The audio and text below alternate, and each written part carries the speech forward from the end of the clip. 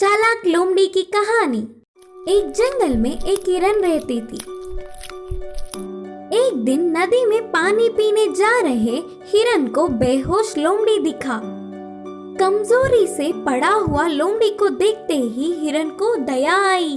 पास के उसके घर ले गई। वह हिरन ने उसका उपचार किया और कुछ देर बाद लोमड़ी को होश आया। क्या हुआ? क्यों ऐसे उधर पड़ी थी? करके पूछी हिरन। कुछ दिनों से बहुत ही कमजोरी हो रही थी। प्यास बुझाने के लिए नदी के पास पानी पीने गया था और बेहोश होकर गिर गया। मेरा कोई नहीं और मेरा घर भी कल रात के बरसात से बिखर गया, बोला लोमड़ी। हिरन को उसे देख बहुत ही दया आई और कहा, कोई बात नहीं, दुखी ना हो, हम दोस्तों की तरह रहेंगे। ये बाजू वाला घर पे मेरा ही है।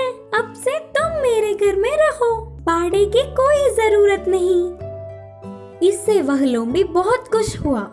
तुरंत उसके पुराने घर जाकर हिरन की मदद से अपनी चीजें लाकर वही उसकी घर में रहने लगा। उस दिन से हिरन लोमड़ी अच्छे दोस्त बन गए। एक दिन लोमड़ी बाहर जाकर आता हुआ घर की चाबी कहीं खो दी। घर के अंदर कैसे जाना पता ना होने पर घर के आगे ही बैठकर परेशान हुआ। तब ही हिरन ने आकर कहा, क्या हुआ? फिर से ऐसे क्यों परेशान हो? दोस्त, घर की चाबी मैंने कहीं खो दी और उसके बिना दरवाजा खोलना तो असंभव है। अब कैसे? बोलता हुआ रोना शुरू कर दिया। उसे हिरन अपने घर को जाकर एक चाबी लाकर दी और कहा, कोई बात नहीं, ये चाबी लो, अब से इसका उपयोग करो। वह लोमड़ी के घर की ही और एक चाबी थी, लेकिन चालाक लोमड़ी को वह पता नहीं था। वह चाबी हिरन की ही घर की है सोचा। और क्या था, तुरंत उसके दिमाग में एक चतुर चाल सूझी। हिरन के बाहर जाने पर इस चाबी की मदद से उसके घर के चीजों को छुपाकर अच्छे से भाग जाने की सोची। मौके की तलाश में था। एक दिन हिरन लोमड़ी दोनों मिलकर ऐसे ही घूमने गए। आधा पहुंचते ही लोमड़ी ने कहा, अरे रे, मेरे पेट में दर्द हो रहा है, मैं घूमने नहीं आ सकता। घर जाकर सो जाऊंगा तो ठीक हो जाऊंगा। तुम जाओ दोस्त, मैं नहीं आ पाऊंगा। बोलकर अपनी नाटक शुरू कर दिया। हिरन के मानने से लौट गया। लोमड़ी सीधा हिरन के घर जाकर उसके पास की चाबी से ताला खोलने की कोशिश की। वह चाबी ताले में फंस गई। इससे लोमड़ी परेशान हुआ और चाबी इधर उधर खींचने से वह ताले में और जोर से फंस गई। बस लोमड़ी को बहुत डर लगा। हिरन आ जाएगी तो सब कुछ जानकर उससे नफरत करेगी। सोचकर इतने में ही इधर से भागना है, नहीं तो हिरन के सामने सिर नहीं उठा पाऊंगा। सोचकर अपनी चीजों को भी उधर ही छोड़कर उधर से फरार हो गया। इस कहानी की यह सीख है कि योग्यता ना होने वाले पर दया करके किसी भी हालत में उनकी मदद नहीं करना चाहिए। बिना पूंछ का बंदर। एक जंगल में एक बंदर रहता था।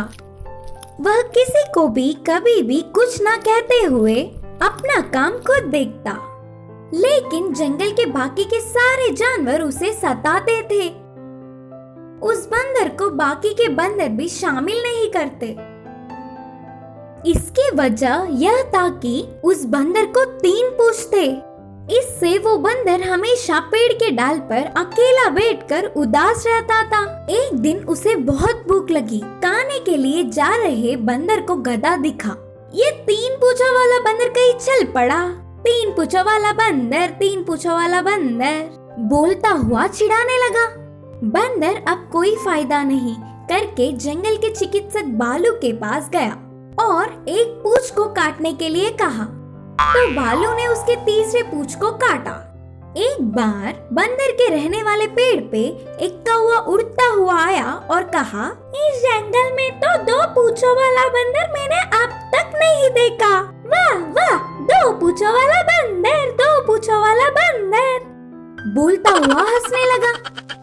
ऐसे हंसने वाले कौवे को बर्दाश्त ना कर पाते हुए बंदर फिर से भालू के पास आया और एक पूंछ को काटने को कहा, तो भालू ने दूसरी पूंछ भी काट दी।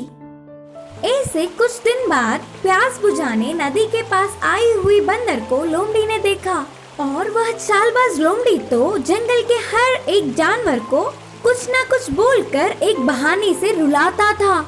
आय हाय, 3 पूंछों वाला बंदर अब 1 पूंछ का हो गया, बहुत ही विचित्र है।